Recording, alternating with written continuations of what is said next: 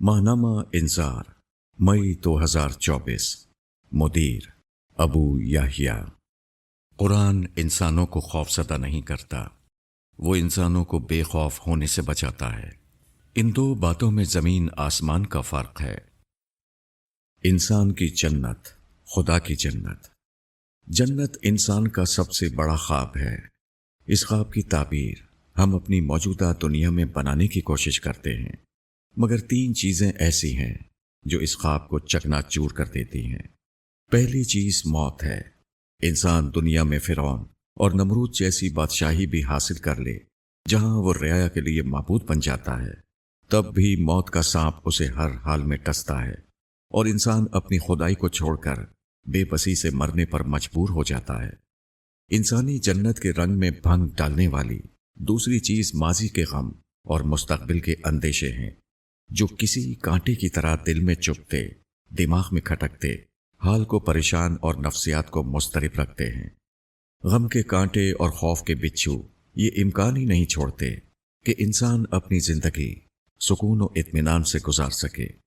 हर थोड़े अरसे में ये जलजला बनकर आते हैं और खुशी व मुसर्रत के हर महल को मसमार कर देते हैं। कोई इंसान इस खौफ व हज़न से निजात पाने के लिए लज्जत व सुरूर की दुनिया में गुम होना चाहे तो तीसरी रुकावट उसका रास्ता रोक लेती है। वो ये कि इंसान कुछ अरसे में हर लज्जत व सुकून में कशिश खो देता है। यकसानियत बोरियत को जन्म देती है और इंसान सारी जिंदगी खुशी की तलाश में बेसुकून दौड़ता रहता है। ये सिर्फ खुदा की जन्नत है जो इन तीनों खराबियों से पाक होगी। वहां न मौत का सानेहा होगा जो हर नेमत से महरूम कर दे, और न खौफ व हुज़्न की आंधियां होंगी जो जिंदगी का सुकून बर्बाद करें। वहां खत्म ना होने वाला तनव्वुह होगा जो इंसान को नेमतों से कभी बोर और बेजार नहीं होने देगा। यही वो तीन चीजें हैं जो खुदा की जन्नत को इंसान की जन्नत से जुदा कर देती हैं। पानी, पेशाब और सल्तनत।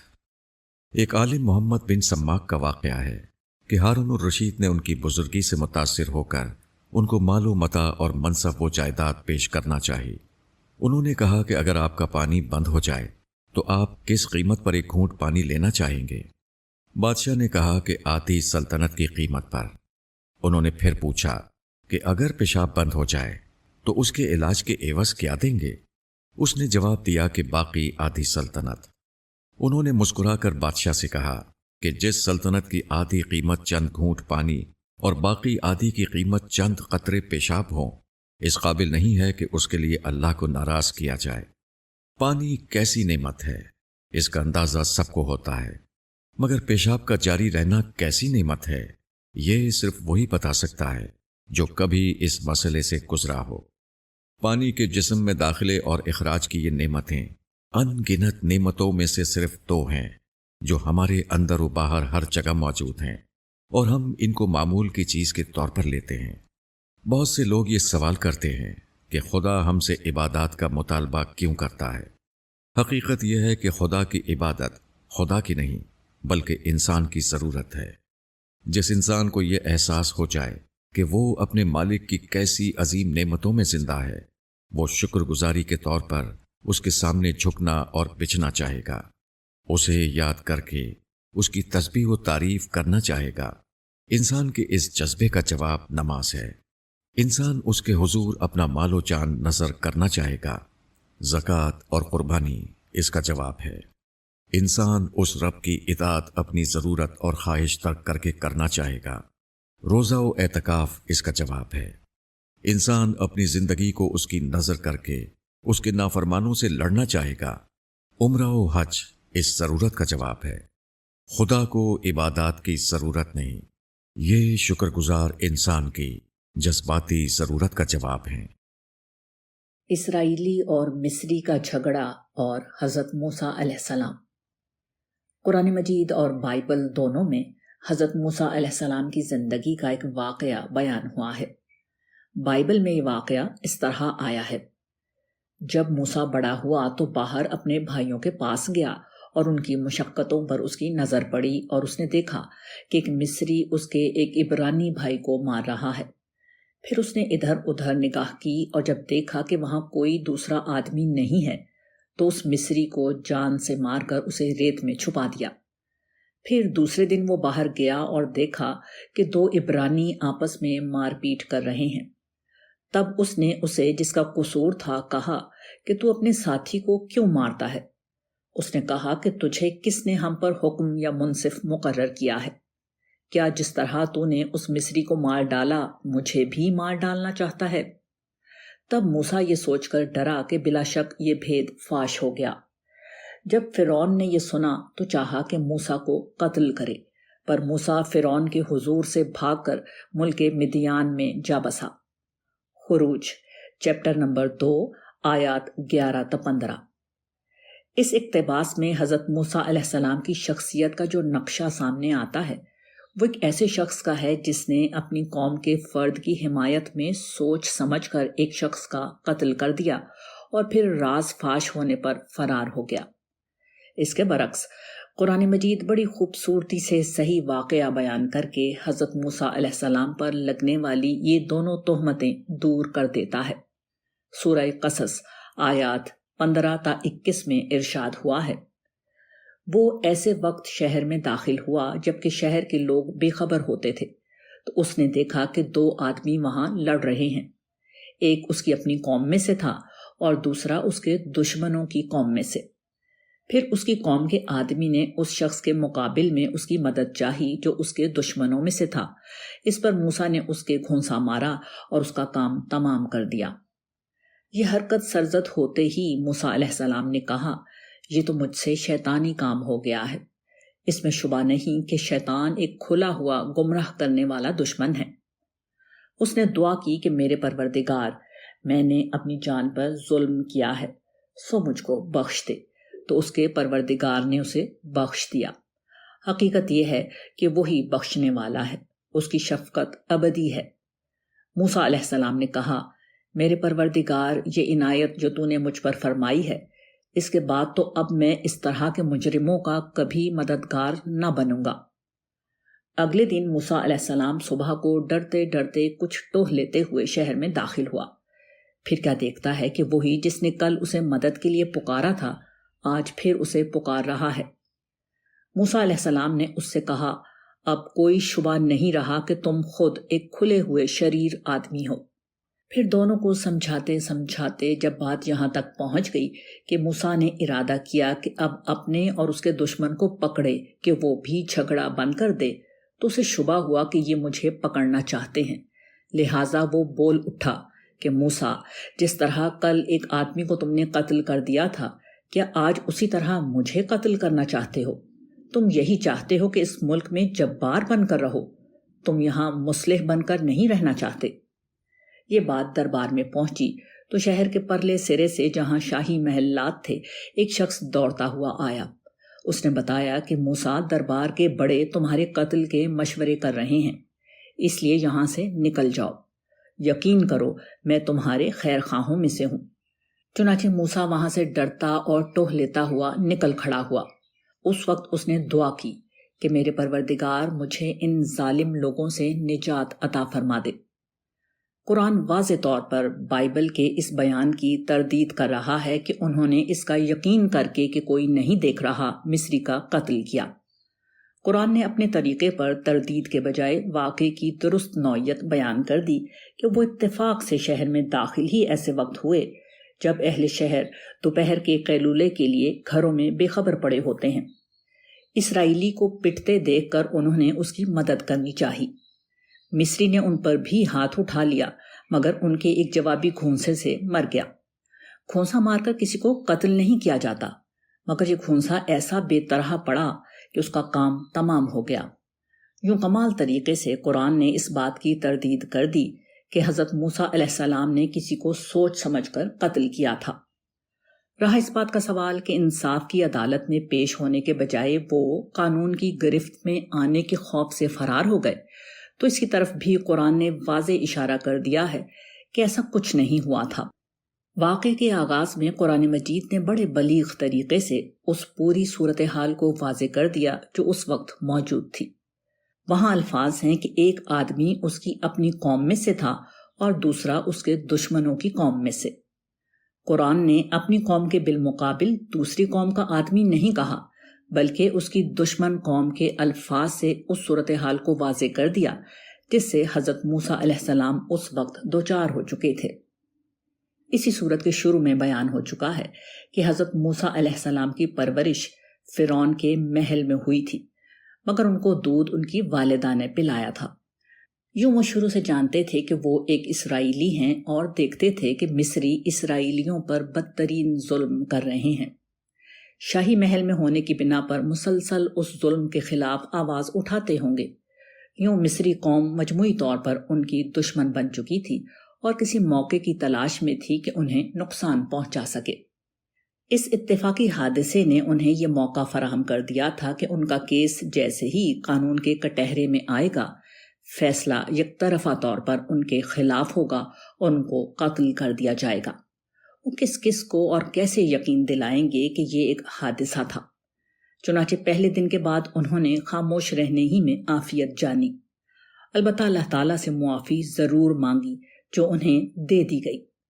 تاہم جب اس شریر اسرائیلی نے ان کا راز فاش کر دیا اور اس کے بعد شاہی محل میں موجود ان کے ایک خیر خواہ نے ان کو صاف بتا دیا کہ اب ان کے ساتھ انصاف نہیں ہوگا بلکہ ان کے قتل کے منصوبے بنائے جا رہے ہیں، تو اپنی جان بچانے کے لیے ہجرت کے سوا ان کے پاس کوئی راستہ نہ تھا۔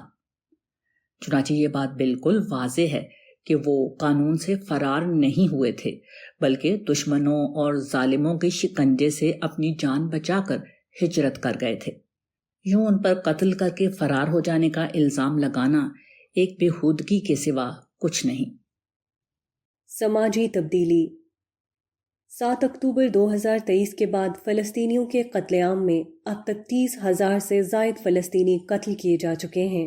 بے رحمانہ بمباری میں زخمی ہونے والے لوگوں، تباہ ہونے والے گھروں اور بے گھر ہونے والے شہریوں کی تعداد بے گنتی ہے، مگر 2 ارب مسلمان جو دنیا کے بہترین وسائل اور جغرافیے کے علاوہ ایٹم بم اور بڑی بڑی فوجوں کے مالک ہیں، تماشائی بنے رہنے کے سوا کوئی راستہ نہیں پاتے۔ اس عبرتناک صورتحال کا ایک پہلو مسلمانوں کی ایمان و اخلاق سے وہ غفلت ہے جس کی سزا ہم پر مسلط ہے، مگر حکمت عملی کے پہلو سے بھی مسلمانوں کا معاملہ کچھ اچھا نہیں ہے۔ مسلمانوں نے دور جدید میں اپنے احیاء کے لیے جو کوشش کی وہ انسانی تاریخ کی سب سے بڑی جدوجہد ہے، مگر اس جدوجہد کا بیشتر رخ سیاسی غلبے کی طرف رہا ہے۔ اس سے ہٹ کر انہوں نے جس دوسرے ہدف کو پانے کی کوشش کی ہے وہ فرد کے حلیے یا خود ظاہری اعمال کی تبدیلی تھی۔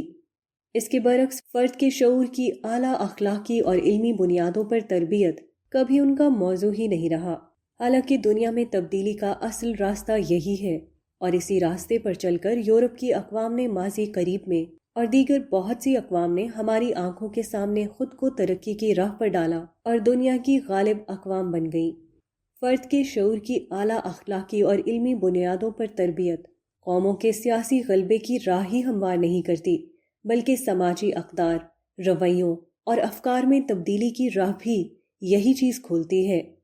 اس کو ایک مثال سے ہم واضح کرنا چاہیں گے۔ زمانے قدیم میں شادی کے تعلق میں باہمی محبت یا پسند کی کوئی خاص اہمیت نہیں تھی۔ شادی کے لیے بس یہی کافی تھا کہ ایک مرد و عورت اپنے پس منظر کے حامل صنف مخالف کے ساتھ منسوب کر دیے جائیں۔ ایسے میں کسی مرد و زن کو اپنے پس منظر سے باہر کسی سے محبت کا تعلق ہو جاتا تو عام طور پر ایسی محبت ناکام اور اس کا انجام دردناک ہی ہوا کرتا تھا، مگر اب دنیا بھر میں پس منظر کی بات بہت پیچھے چلی گئی ہے اور باہمی محبت یا پسند بنیادی حق بن چکی ہے۔ ایک اور مثال بعض پیشوں سے متعلق سماجی رویہ تھا۔ موجودہ دور کی طرح انسان پچھلے زمانوں میں بھی فن و تفریح سے محظوظ ہوتے بلکہ ان کے دل دادا تھے، مگر اس وقت یہ کام کرنے والوں کو بہت تحقیر کی نگاہوں سے دیکھا جاتا تھا۔ بھانڈ، میراثی، گویے، مسخرے اور طوائف کی جو حیثیت تھی وہ ان الفاظ ہی سے ظاہر ہے جو آج بھی کسی کے لیے بول دیے جائیں تو گالی بن جاتے ہیں، مگر اب آرٹسٹ، فنکار، سنگر، گلوکار، ماڈل، اداکار اور کامیڈین کے الفاظ کا مطلب یہ ہے کہ یہ مرد یا عورت معاشرے میں بلند مرتبہ سیلیبریٹی ہیں۔ انہیں بے پناہ شہرت اور دولت کے علاوہ سرکاری اعزازات سے نوازا جاتا ہے اور قومی فخر سمجھا جاتا ہے۔ یہ دونوں طرح کی تبدیلیاں فرد کی مسلسل شعور سازی کر کے کی گئی ہیں، اور اس بات کی ایک بڑی واضح مثال ہے کہ جو ناخوب ہوتا ہے، فرد کی تربیت اسے بتدریج خوب بنا سکتی ہے۔ چنانچہ جو چیزیں معاشرے میں پہلے ہی اچھی سمجھی جاتی ہیں، فرد کی تربیت کو ہدف بنا لیا جائے تو ان کا حصول بھی کچھ زیادہ مشکل نہیں رہتا، مگر مشکل یہ ہے کہ اس راہ کا کوئی شارٹ کٹ نہیں ہے، اور مسلمان کسی طویل المدتی حل کو حل نہیں سمجھتے۔ وہ بس ایک مسیحا کے منتظر رہتے ہیں جو چھڑی گھما کر ان کے مسائل حل کر دے۔ ایسے لوگوں کے مقدر میں عذاب کی چھڑی کے سوا کچھ نہیں ہوتا۔ اچھرا کے واقعے میں معافی کس کو مانگنی چاہیے؟ لاہور اچھرا میں ایک خاتون کو گستاخی کے الزام میں جس ہولناک صورتحال سے گزرنا پڑا، اس نے ایک دفعہ پھر یہ بات واضح کر دی ہے کہ ہمارے سماج کا ایک حصہ کس طرح مذہبی انتہا پسندی کے افریت کے شکنجے میں جکڑا ہوا ہے۔ اس خاتون کا جرم اتنا تھا کہ وہ عربی خطاطی کے ڈیزائن پر مبنی ایک لباس پہن کر بازار میں چلی گئی۔ لوگوں نے اس سے یہ نتیجہ نکالا کہ یہ خطاطی لازمی طور پر قرآن مجید کی آیات ہوں گی، یوں یہ توہین رسالت ہو گئی۔ انتہا پسندی کے اس افریت میں جکڑے ہوئے اب ہمیں 40 برس سے زیادہ ہو چکے ہیں۔ ملک کو اس مقام تک پہنچانے میں کس گروہ اور طبقے کا کیا کردار اور کیا مفادات ہیں، یہ اب کوئی ڈھکی چھپی بات نہیں رہی، مگر مفادات سے ہٹ کر جب تک اہل علم و دانش انتہا پسندی کو فکری اساس مہیا نہ کریں، وہ کسی سماج میں پروان نہیں چڑھ سکتی۔ اس حوالے سے اہل علم و دانش کی پہلی غلطی معاشرے میں مکالمے، معقولیت اور دلیل کے بجائے جذباتیت کو فروغ دینا ہے۔ مذہب ہی نہیں بلکہ خاندان سے لے کر سیاست تک ہر جگہ ہماری قوم کی یہ تربیت کی گئی ہے کہ وہ کسی بھی معاملے میں مکمل حقائق ڈھونڈنے یا سچائی کے سامنے آنے کا انتظار کرنے کے بجائے انتہائی جذباتی ہو جاتے ہیں، اپنے خود ساختہ تصورات کو آخری حق سمجھتے ہیں، سنی سنائی بات کو بلا تحقیق آگے پھیلاتے ہیں، جذبات میں آ کر دوسروں کی جان، مال اور عزت و آبرو کو برباد کرنا اپنا حق سمجھتے ہیں۔ اچھرا کے اس واقعے میں اور اس سے پہلے کے تمام ایسے واقعات کو اگر غور سے دیکھا جائے تو یہی روح کام کر رہی ہے۔ ہر جگہ لوگوں کو یہ لگتا ہے کہ توہین اسلام، توہین رسالت یا توہین قرآن ہو گئی ہے۔ اس پر لوگوں کے جذبات بھڑک جاتے ہیں، مگر ہر جگہ عقل یہ سوال کرتی ہے کہ آیا گستاخی ہوئی ہے یا نہیں؟ اس کا طے کرنا کیا کسی فرد کا کام ہے؟ کیا دین اسلام اور پیغمبر اسلام صلی اللہ علیہ وسلم نے کسی بے قابو ہجوم کو بازار میں انصاف قائم کرنے کی اجازت دی ہے؟ ان سوالوں کا جواب نفی کے سوا کچھ نہیں، مگر بدقسمتی سے ہماری مذہبی فکر کے ایک گروہ نے بھرپور کوشش کی ہے کہ محض سطحیت اور جذباتیت کی بنیاد پر اس بازاری انصاف کو جواز بخشا جائے۔ چنانچہ اس کا نتیجہ یہ نکلا ہے کہ آج خوف کا عالم یہ ہے کہ اچھرا کے واقعے سے متعلق خاتون نے 2 علماء کے بیچ اور پولیس کسٹڈی میں اس بات پر معافی مانگی ہے کہ اس نے یہ لباس پہنا، مگر سوال یہ ہے کہ اس نے جب قرآنی آیات پر مبنی لباس پہنا ہی نہیں تو معافی کس بات کی؟ معافی تو ان لوگوں کو مانگنی چاہیے جنہوں نے جذبات میں آ کر اس خاتون کی جان کو خطرے میں ڈالا، مگر جذباتیت کے اس طوفان میں کون اس معقول بات پر غور کرے گا؟ اہل علم و دانش کی دوسری غلطی یہ ہے کہ انہوں نے تزکیہ نفس یعنی اپنی ذات کے احتساب اور اصلاح کے اصل دینی ہدف کے بجائے پوری قوم کو دوسروں کے احتساب کے پیچھے لگا دیا ہے۔ چنانچہ قوم کا مزاج یہ بن گیا ہے کہ ہر شخص دوسروں کا احتساب کرنے، ان کی غلطیاں ڈھونڈنے اور ان کو سزا دینے کے در پہ ہے۔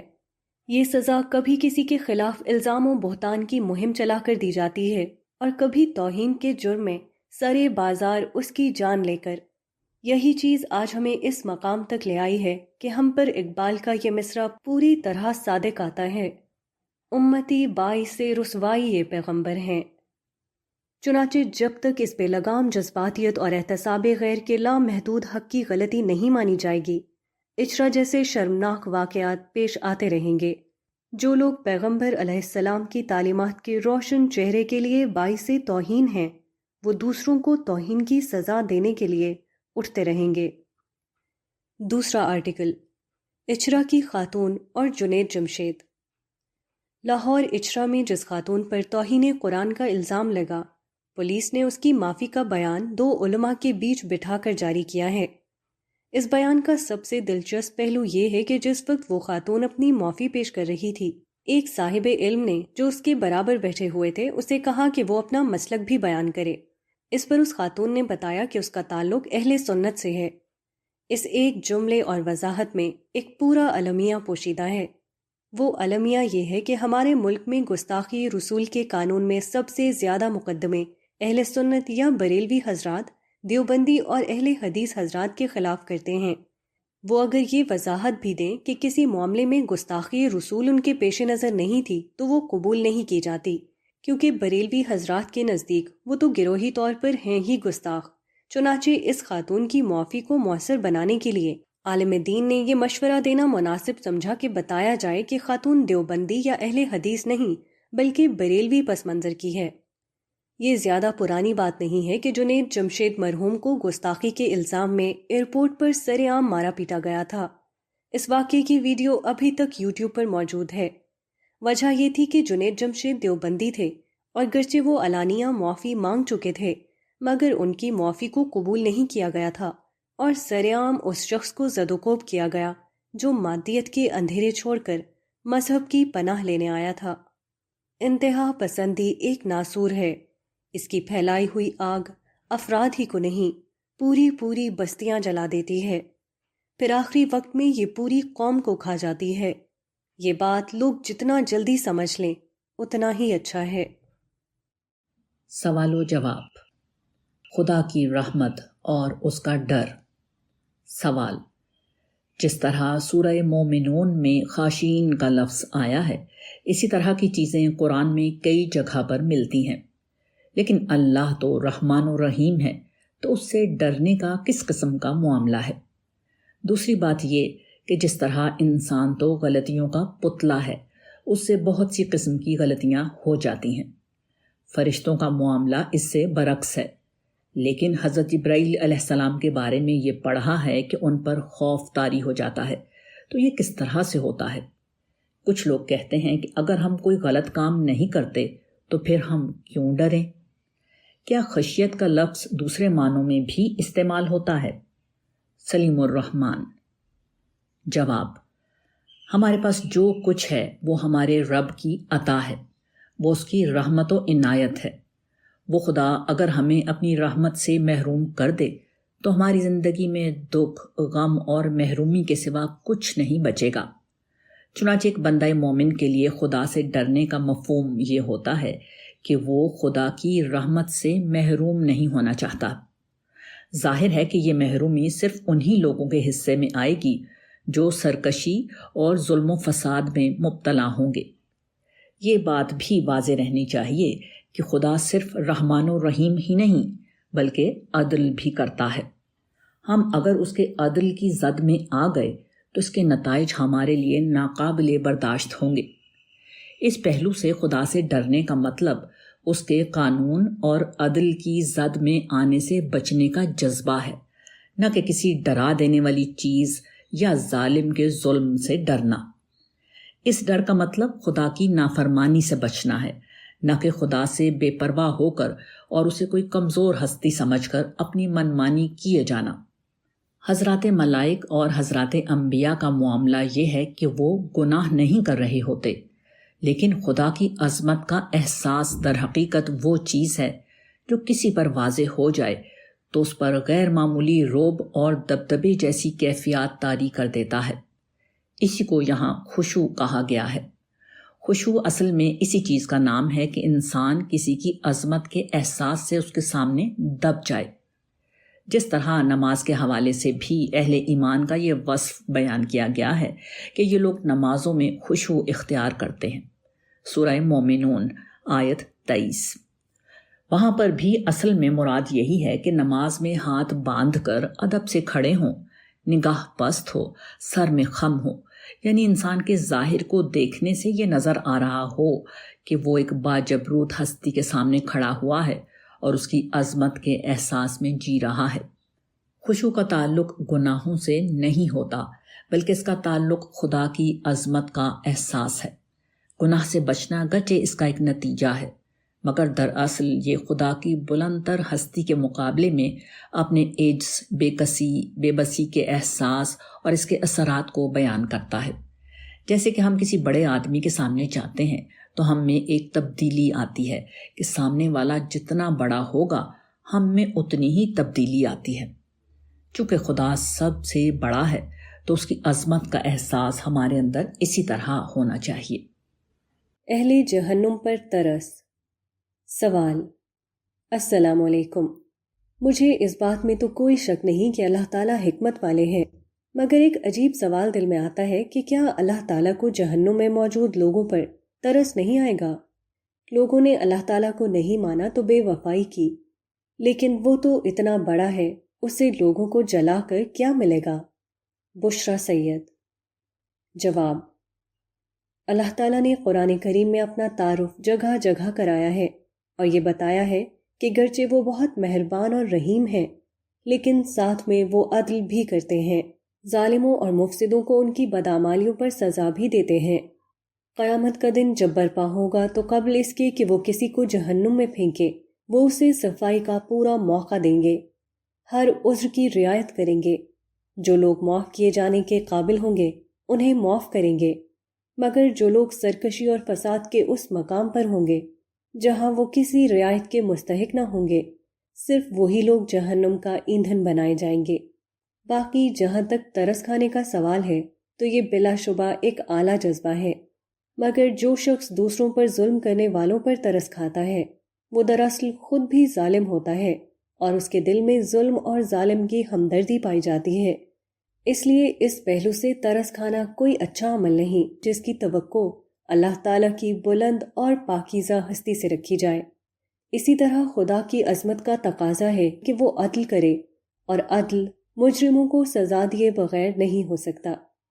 رحم اور بڑائی کی بنیاد پر معافی کا یہ ضابطہ اگر آج ہم مان لیں تو ہمیں ہر قاتل اور ریپسٹ کو چھوڑنا پڑے گا، ہر چور اور ڈاکو کو معاف کرنا پڑے گا، کیونکہ جب سزا ملے گی تو تکلیف تو ان کو ہوگی، مگر کیا ان کی تکلیف دیکھ کر ہم ان کو معاف کرنے کے لیے تیار ہو جاتے ہیں؟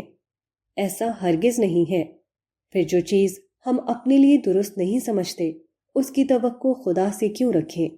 تاہم اس سب کے بعد بھی یہ واضح رہنا چاہیے کہ قرآن مجید نے سورہ انعام اور سورہ ہود میں یہ اشارہ کر دیا ہے کہ جہنم کا وجود خدا کی مشیت پر موقوف ہے، اور وہ چاہے گا تو اس کو ختم کر سکتا ہے۔ اگر ایسا ہوا تو یہ خدا کی رحمت کا وہ ظہور ہوگا جو عدل کے تقاضے پورے کرنے کے بعد سامنے آئے گا۔ بچوں کی تربیت۔ سوال: السلام علیکم۔ بچوں کو ایموشنل انٹیلیجنٹ بنانے کے لیے ہمیں کون سے طریقے استعمال کرنے چاہئیں؟ طوبہ مزمل۔ جواب: وعلیکم السلام۔ آپ بچوں کو جو بھی بنانا چاہتے ہوں پہلے خود اس کا رول ماڈل بن کر دکھائیے۔ بچے گھر سے سیکھتے ہیں۔ سب سے زیادہ قابل اعتماد اور مستند ذریعہ علم بھی ان کے لیے گھر ہوتا ہے۔ اس لیے اگر ہم خود ایموشنلی انٹیلیجنٹ ہیں، یعنی ہم خود دوسروں کے جذبات اور احساسات کو مد نظر رکھتے ہوئے اپنے جذبات و احساسات کو کنٹرول میں رکھتے ہیں اور انہیں بے قابو نہیں ہونے دیتے، تو بچے بھی یہی سیکھیں گے۔ اگر بچے ماں باپ کو چیختا اور لڑتا ہوا دیکھیں گے یا آپس میں ایک دوسرے کو یا بچوں کو برا بھلا کہتے ہوئے دیکھیں گے تو بچے بھی یہی کریں گے۔ آپ زبان سے کچھ بھی سکھاتے رہیں، اس سے بچوں کو کیا فرق پڑتا ہے؟ جو سکھانا چاہتے ہیں وہ خود بنیے، یہی سب سے مؤثر طریقہ ہے۔ انسان کی کہانی، روداد سفر۔ سری لنکا کا سفر۔ اگلے دن میں لاہور سے کراچی کے لیے روانہ ہوا۔ اسی دوران میں سری لنکا سفر کے انتظامات فیصلہ کن مراحل میں داخل ہو چکے تھے۔ ملک کی بنسبت بیرون ملک شوٹنگ کہیں زیادہ مہنگی اور اس کے معاملات کہیں زیادہ پیچیدہ ہوتے ہیں۔ ایک مسئلہ تو کسی مقامی کمپنی کے ساتھ معاہدہ کر کے اس کے زیر نگرانی شوٹنگ کرنا ہوتا ہے۔ پھر پاکستانیوں کے لیے دنیا بھر میں ویزا لینا دوبھر ہو چکا ہے۔ اس مرحلے سے بھی گزرنا تھا۔ ان جیسی دیگر چیزوں کے علاوہ موسم کو بھی دیکھنا تھا۔ اس میں یہ مشکل تھی کہ سری لنکا میں مونسون شروع ہو چکا تھا اور بارشوں میں شوٹنگ نہیں ہو پاتی۔ مگر مئی کے مہینے میں کوشش کے باوجود معاملات طے نہیں پا سکے تھے۔ چنانچہ احمد صاحب نے ایئرپورٹ پر مجھے فون کر کے بتایا کہ اس وقت وہاں بارش کا سپیل ہے اور جیسے ہی مقامی کمپنی گرین سگنل دے گی ہم روانہ ہو جائیں گے۔ مزید یہ کہ آگے بقرعید آ رہی تھی، ہم چاہتے تھے کہ اس سے قبل شوٹ مکمل کر کے لوٹ آئیں۔ 1-2 دن بعد معلوم ہوا کہ سری لنکن کمپنی نے 23 جون سے 28 تک کی ڈیٹ دی ہے۔ ویزے کے لیے آن لائن اپلائی کرنا تھا۔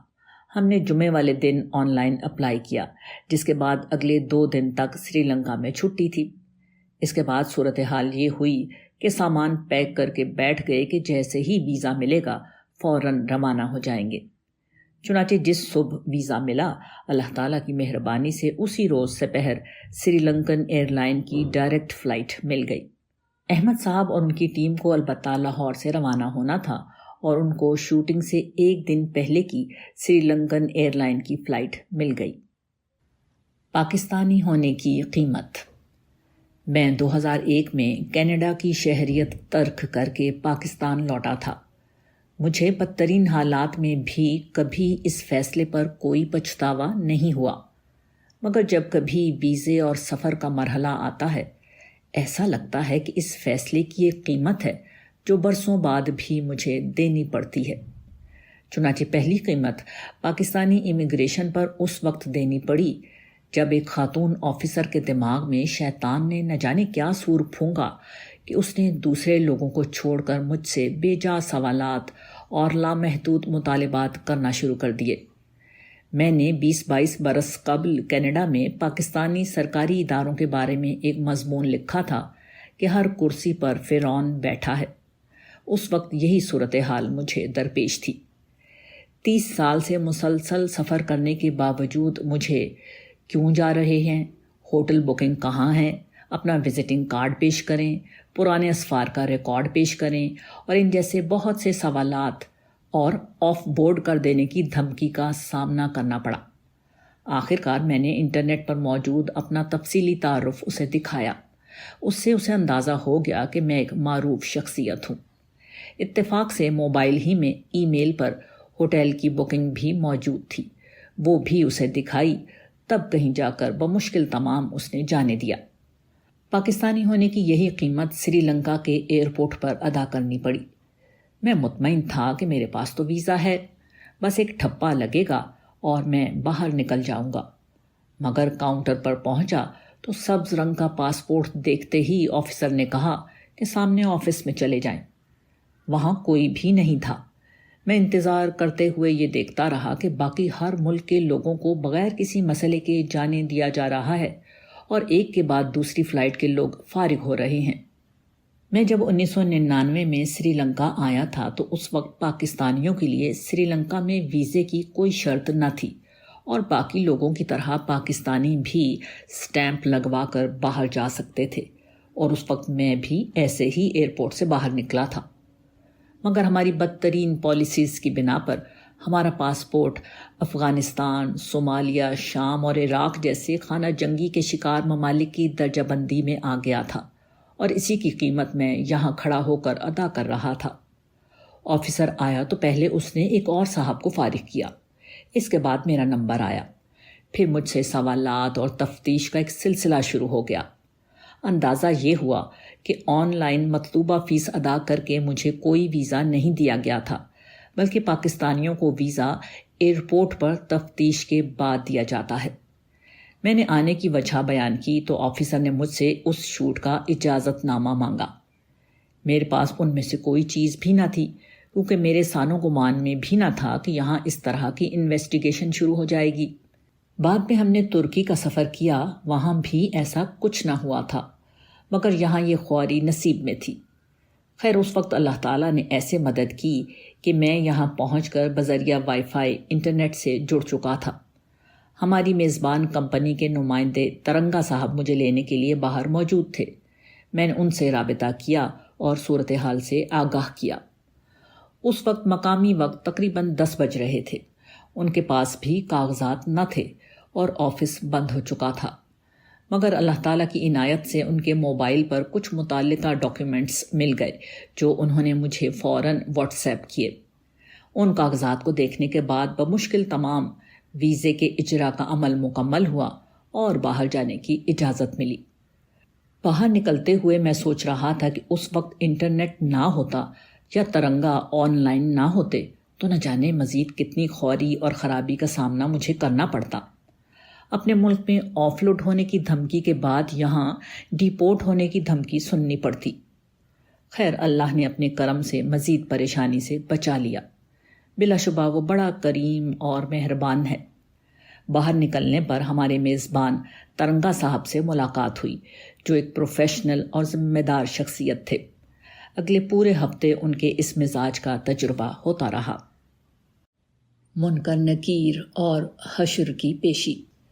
میرے لیے اس طرح کے منفی تجربات ہمیشہ آخرت کی یاد دہانی کا سبب بنتے ہیں۔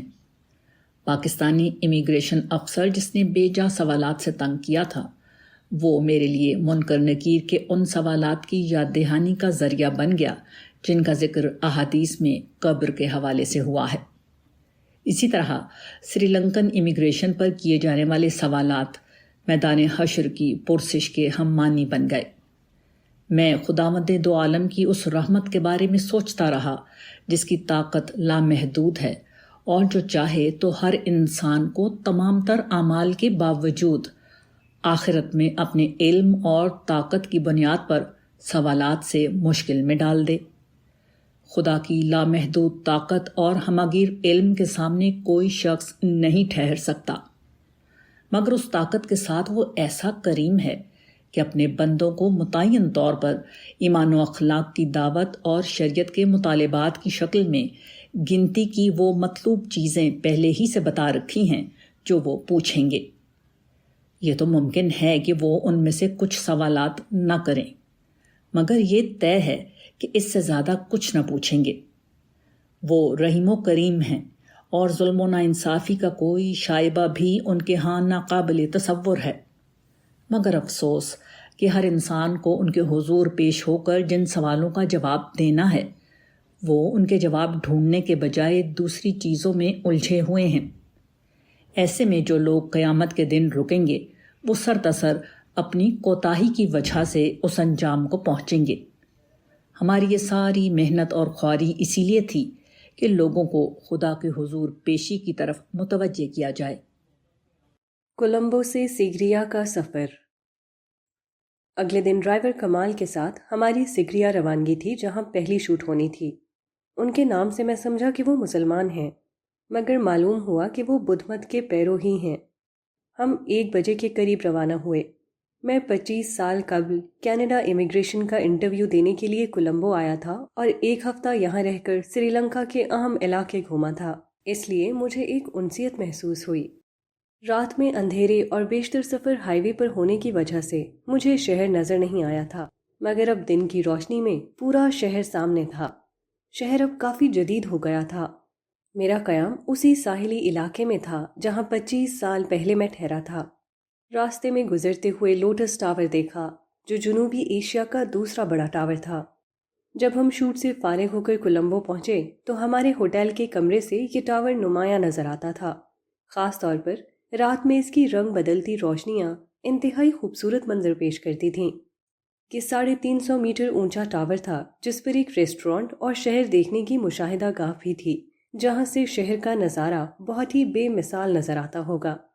میں ٹورسٹ کے طور پر آتا تو یہاں ضرور جاتا، کیونکہ مجھے بلندیوں پر جانے کا بہت شوق ہے، مگر اس سفر میں بس اسے دیکھنے ہی پر اکتفا کیا۔ شہر سے نکلتے ہوئے 1-1.5 گھنٹہ لگ گیا، کیونکہ یہ اسکولوں کی چھٹی کا وقت تھا اور ہم شہر کے کونے سے روانہ ہوئے تھے، اس لیے گھنٹے تک شہر ہی سے گزرتے رہے۔ اس کے بعد سفر کی رفتار ہلکی رہی، کیونکہ مرکزی شاہراہ ایک سنگل سڑک تھی جس پر 2 سمت ٹریفک چل رہی تھی۔ وقفے وقفے سے بستیاں آ رہی تھیں اور ان کی آبادی کی وجہ سے رفتار مزید آہستہ ہو جاتی۔ یہ صورتحال سری لنکا کے پورے سفر کے دوران میں رہی۔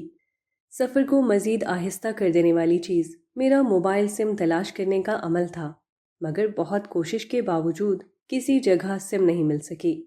وجہ یہ تھی کہ ٹورسٹ کو پاسپورٹ پر کوئی سم دینے کو تیار نہ تھا۔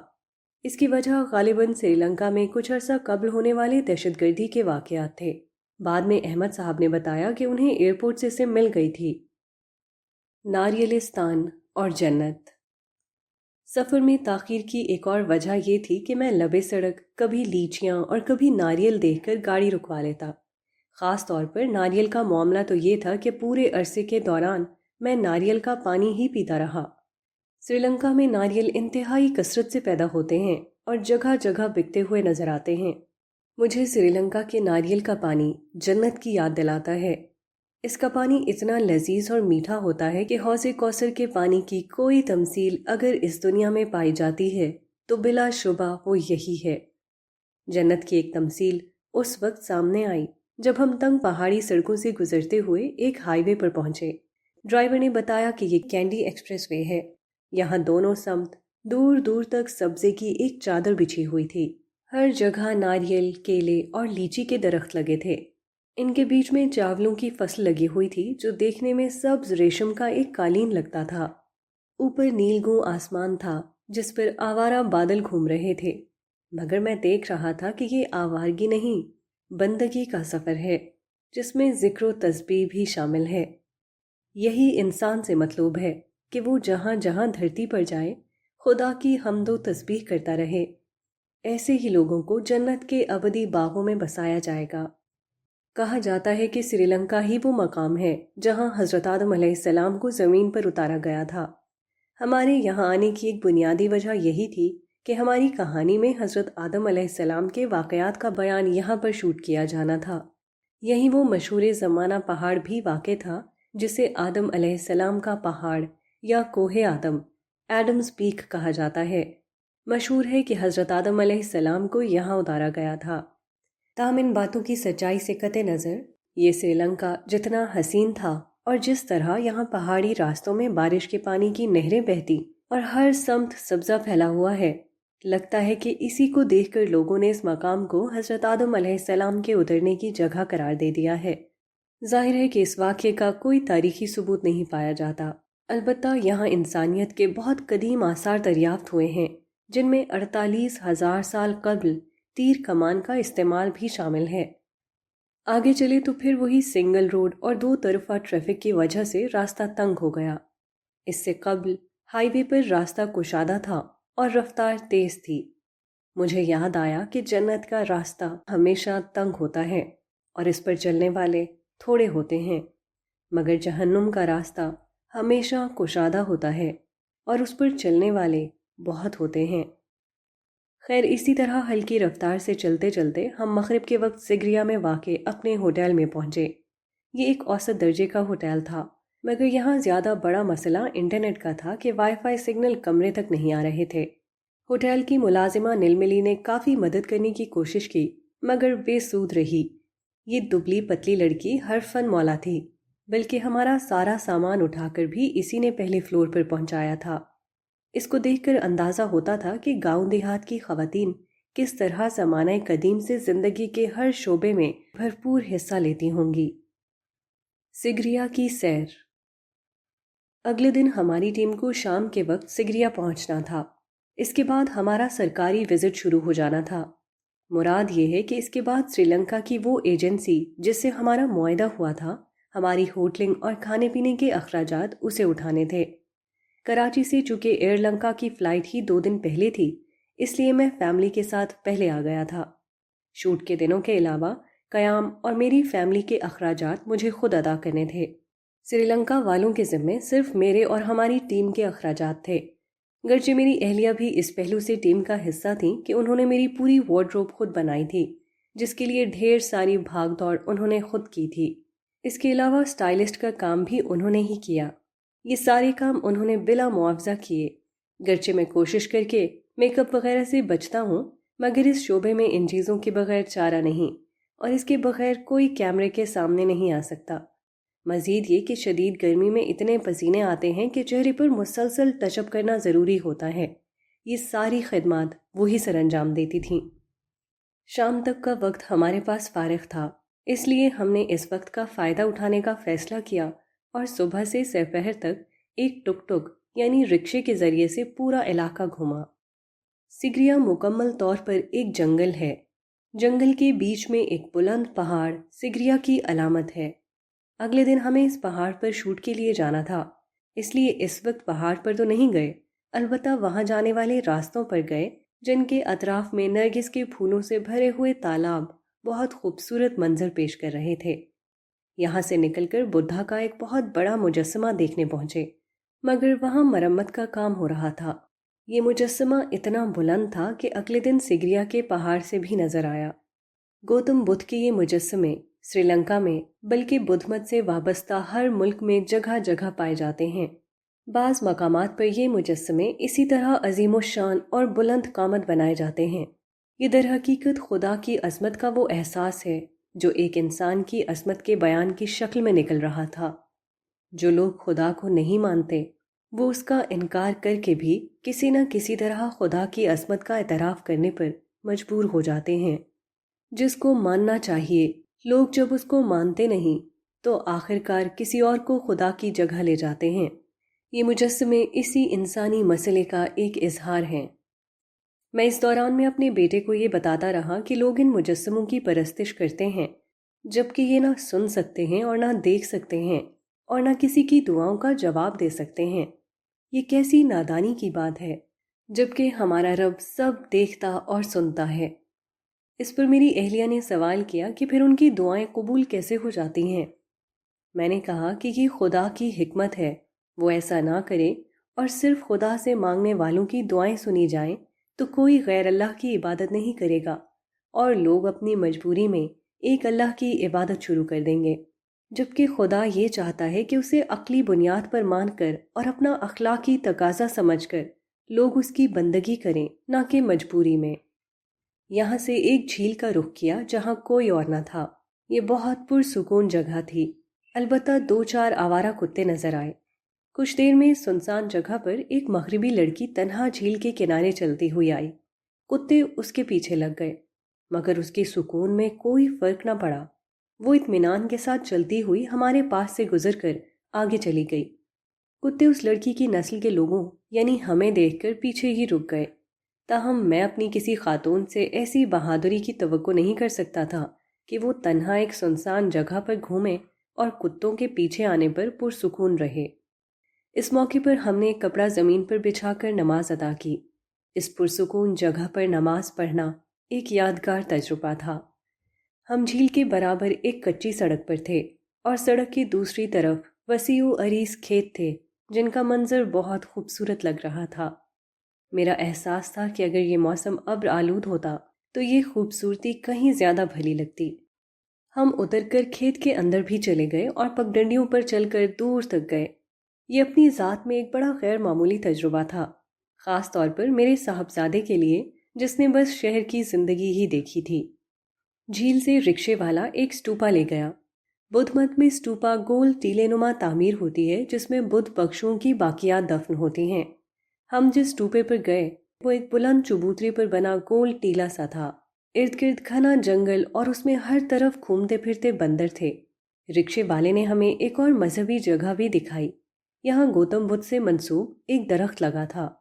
मशहूर था कि ये उस दरख्त की एक शाख से लगाया गया था जिसके नीचे गौतम बुद्ध को ज्ञान मिला था।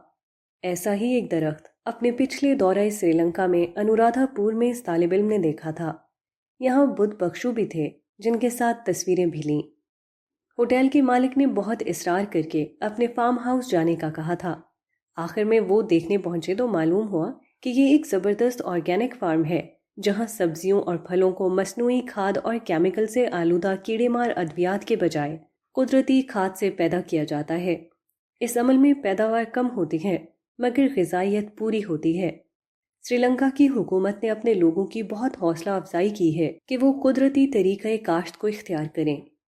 जदीद दुनिया में तो ये शऊर बहुत पहले आ चुका है कि मसनूई खाद और जीनियाती तौर पर तब्दील शुदा अशिया मुज़र सेहत होती हैं।